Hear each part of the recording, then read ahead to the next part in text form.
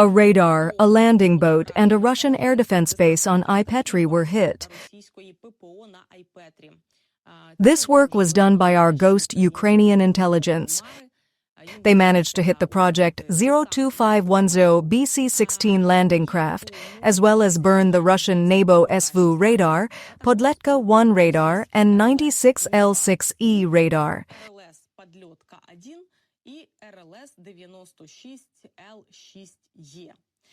The occupiers began to hide their expensive military facilities in dome structures, but the scouts managed to hit one such dome on Ai-Petra, where the Russians had located an air defense base of the 3rd Radio Regiment. That is, wherever you are hiding, if you are hiding on Ukrainian territory, we will find you and hit you, our Ukrainian intelligence services could say, but they conducted an operation that speaks better than any words.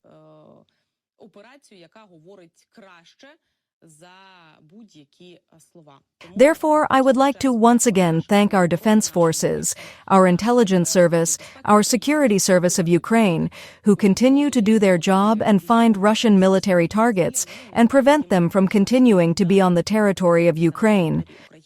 We were just talking about the conditions that Russia is setting for the United States or Ukraine.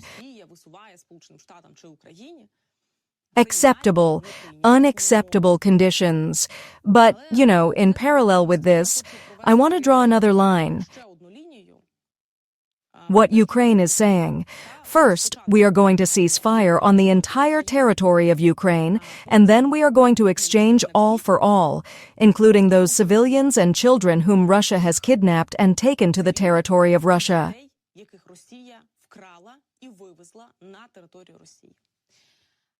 For this, let me remind you, Putin and Lvova-Belova have warrants for The Hague.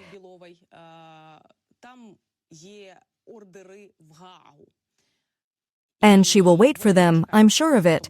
Before the full-scale invasion, everyone was afraid of Russia. Everyone looked back at Russia and said, "My God, it's a big, powerful country. How can this be? This is a nuclear war. You can't fight it. You can't fight back." And it turns out that it is possible to beat Russia. It turns out that all of their red lines can turn brown and white in the end. It turns out that all of this can be done, but this fear that Russia has been sowing throughout the globe until 2022, inclusive, still lives on in the hearts of both European partners and the United States. And in fact, those who still do not know or do not want to take sides and are trying to remain as neutral as possible.